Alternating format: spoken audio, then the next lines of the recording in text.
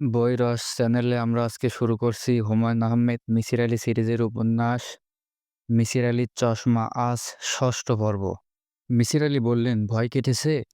আমি হা সূচক মাথা নাড়ালাম। মিসির আলী বললেন, এখন কি রাতে বাতি নিভিয়ে ঘুমোতে পারবেন? আমি বললাম, না।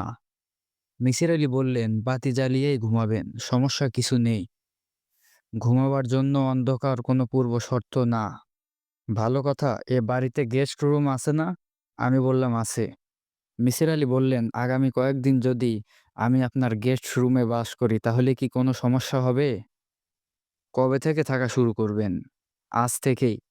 আমি প্রয়োজনীয় কাপড়-চোপড় সঙ্গে করে এনেছি। শুধু টুথপেস্টটা আনা হয়নি, টুথব্রাশ এনেছি।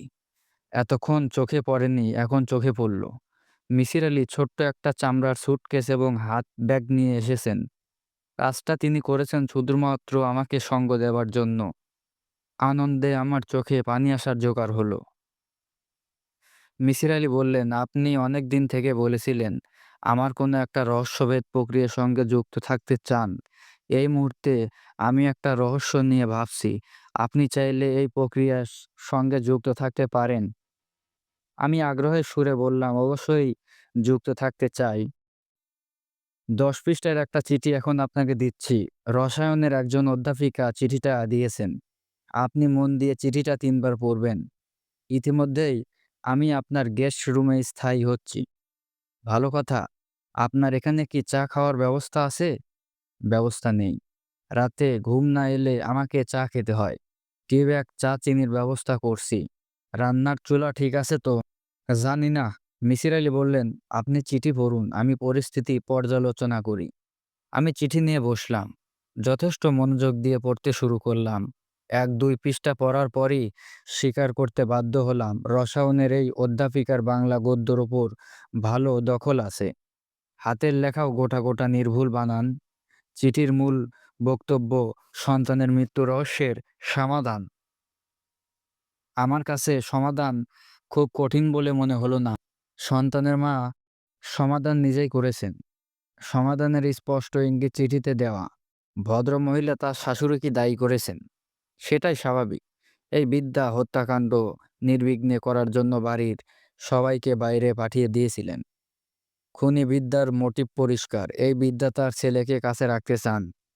তিনি চান না ছেলে আলাদা ফ্ল্যাটে ভাড়া করে থাকুক।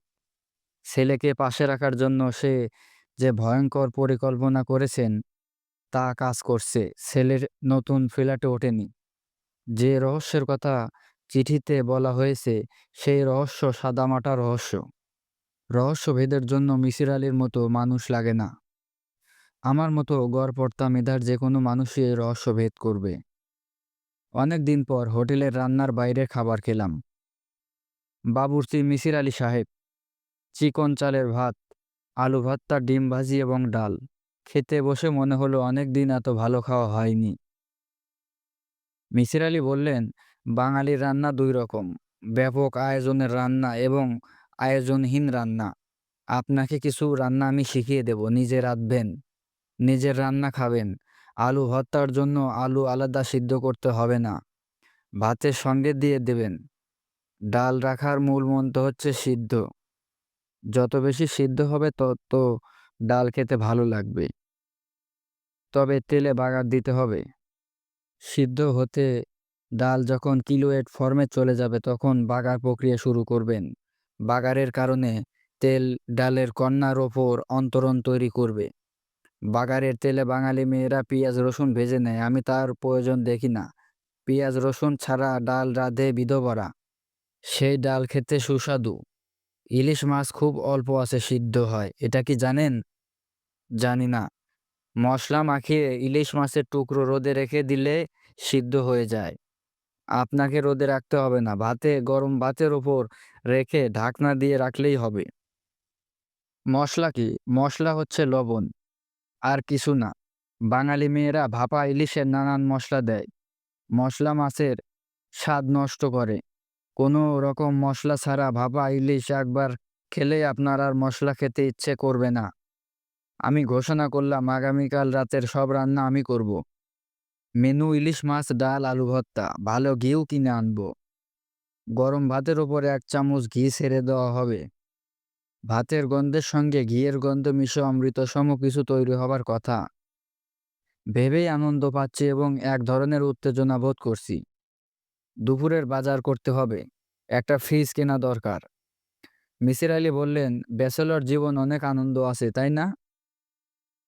আমি ধাক্কার মতো খেলাম। আমার মনে হলো রান্না-বান্নার এই বিষয়টি মিসির আলি ইচ্ছা করেই আমার ভেতর ঢুকিয়ে দিয়েছেন, যেন আমি ব্যস্ত থাকি। রাতে খাওয়া-দাওয়া শেষে দুজন বারান্দায় চেয়ার পেতে বসেছি। দক্ষিণমুখী বারান্দা। ভালো হাওয়া দিচ্ছে, দুজনের হাতেই সিগারেট। মিসির আলি সিগারেটে লম্বা টান দিয়ে বললেন, আজকাল সিগারেট প্যাকেটে লেখা থাকে ধূমপান মৃত্যু ঘটায়। পড়েছেন? আমি বললাম, পড়েছি। মিসির আলি বললেন, আমার নিজের ধারণা সিগারেট প্যাকেট এই সতর্কবাণী দেওয়ার পর সিগারেট বিক্রি অনেক বেড়েছে। আমি অবাক হয়ে বললাম, কেন?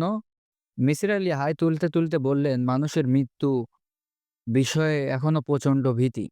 সে মৃত্যু নিয়ে কি জানতে আগ্রহী? এই আগ্রহের কারণে অবচেতনভাবে মানুষ মৃত্যুর কাছাকাছি যেতে চায়। সিগারেট সেই কাছাকাছি থাকার সহজ উপায়। আমি বললাম, যুক্তি খারাপ না। মিসির আলি আগ্রহের সঙ্গে বললেন, যারা ছাদে বেড়াতে চায় তাদেরকে দেখবেন এক ছাদের রেলিংয়ে বসেছে। অতি বিপজ্জনক জেনেও এই কাজটা করছে। মূল কারণ একটাই, মৃত্যুর কাছাকাছি যাওয়া। মানুষ অতি বিচিত্র প্রাণী। ভালো কথা, আপনি কি আমার কন্যার চিঠিটা পড়েছেন? ৩ বার পড়তে বলেছিলেন, আমি ২ বার পড়েছি। মিসির আলি আগ্রহ নিয়ে বললেন, চিঠি পড়ে কি কোনো খটকা লেগেছে? আমি বললাম, হুট করে আপনাকে বাবা ডাকাটায় সামান্য খটকা লেগেছে। বাবা ডাক ছাড়া চিঠিতে খটকা নেই। মিসির, চিঠির রহস্য আপনার মতো মানুষের পক্ষে মুহূর্তে বের করার কথা।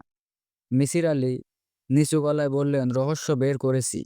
একটা কাগজ লিখে খামে বন্ধ করে রেখেছি। খামটা আপনি রাখবেন। তবে খুলে এখনো পড়বেন না। কখন পড়ব? আপনি নিজে যখন রহস্যভেদ করবেন তখন পড়বেন। আমি রহস্যভেদ করব? হ্যাঁ, আপনি করবেন। আমি আপনাকে সাহায্য করব। আপনি একা একা বাস করছেন। রহস্য নিয়ে কিছুদিন ব্যস্ত থাকবেন। মানব মনের গতি প্রকৃতি জানবেন। আপনি লেখক মানুষ। এতে আপনারই লাভ হবে। আমি বললাম, সাগর নামের বাচ্চাটা তার দাদির হাতে খুন হয়েছে। এটা তো বোঝা যাচ্ছে। মিসির আলি বললেন, চট করে সিদ্ধান্ত নিতে যাবেন না। মানসিকভাবে সম্পূর্ণ অসুস্থ না হলে কেউ এই কাজ করতে পারে না। চিঠি পড়ে কি মনে হয়? ছেলেটির দাদি মানসিকভাবে অসুস্থ? তা মনে হয় না। তাহলে কি ছেলেটির বাবা মানসিক রোগী? চিঠিতে সেরকম আছে। হারুন নামের ডাক্তার তার মাকে দেখে এইসব। মিসির আলি বললেন, এক কাজ করলে কেমন হয়? ডাক্তার ভদ্রলোকের সঙ্গে দেখা করুন। তাকে চোখ দেখাতে যান। আপনি লেখক মানুষ। উনি আপনাকে চিনতে পারবেন। আমার ধারণা উনি মন খুলে আপনার সঙ্গে কথা বলবেন। রাত অনেক হয়েছে, চলুন ঘুমোতে যাওয়া যাক। খামটা দিন। মিসির আলি পাঞ্জাবির পকেট থেকে খাম বের করে দিলেন। তিনি খাম পকেটে নিয়ে গল্প করতে এসেছিলেন। ডক্টর হারুনের কাছে মিসির আলি আমাকে নিয়ে গেলেন। এমনিতেই তার চোখ দেখবার কথা, সঙ্গে আমিও দেখব। ভদ্রলোকের আচার আচরণ লক্ষ্য করব। তেমন সুযোগ হলে কিছু প্রশ্ন করব। তবে প্রশ্নের প্রয়োজন নেই। মানসিকভাবে বিপর্যয় একজন মানুষকে দেখলেই চেনা যাবে। তাদের চোখে থাকবে ভরসা হারানোর দৃষ্টি। আমি ডাক্তার সাহেবকে দেখে হতাশ হলাম। সম্পূর্ণ সহজ স্বাভাবিক একজন মানুষ, হাসি খুশি। তার টেবিলে বরফ মেশানো হলুদ রঙের পানীয়। রং দেখে মনে হচ্ছে হুইস্কি। যদি হুইস্কি হয় তাহলে ব্যাপারটা অবশ্যই অস্বাভাবিক। কোনো ডাক্তার হুইস্কি খেতে খেতে রোগী দেখতে পারেন না। আমি গিলাসের দিকে ইঙ্গিত করে বললাম, কি খাচ্ছেন? ডাক্তার হারুন আমাকে স্তম্ভিত করে দিয়ে বললেন, হুইস্কি খাচ্ছি, আপনি খাবেন? আমি না সূচক মাথা নাড়ালাম। খেয়ে দেখতে পারেন, খারাপ লাগবে না। দিনের শেষে ক্লান্তি নিবারক। আমি বললাম, আপনি ক্লান্তি নিবারণ করুন। আমি তেমন ক্লান্তি বোধ করছি না। ডাক্তার গিলাসে চুমুক দিয়ে আমার চোখ দেখতে বসলেন। যত্ন করেই চোখ দেখলেন। বিল দিতে গেলাম, তিনি বললেন, মিসির আলি সাহেব আমার বন্ধু মানুষ। আপনাকে বিল দিতে হবে না। আমি বললাম, আপনি কি বন্ধু বন্ধুর কাছ থেকে বিল নেন না, তাহলে তো একসময় দেখা যাবে কারো কাছ থেকে আপনি বিল নিতে পারছেন না। সবাই ফ্রি। আমি এমন কোনো হাসির কথা বলিনি। কিন্তু ভদ্রলোক মনে হলো খুব মজা পেলেন। এক চুমুকে গিলাস শেষ করে অনেকক্ষণ হাসলেন। অ্যালকোহলের এফেক্ট হতে পারে। তিনি ফ্যাঙ্ক থেকে ওই বস্তু আরো খানিকটা ঢালতে ঢালতে বললেন, আমি টিটাটোলার মদ, সিগারেট কিছুই খাই না।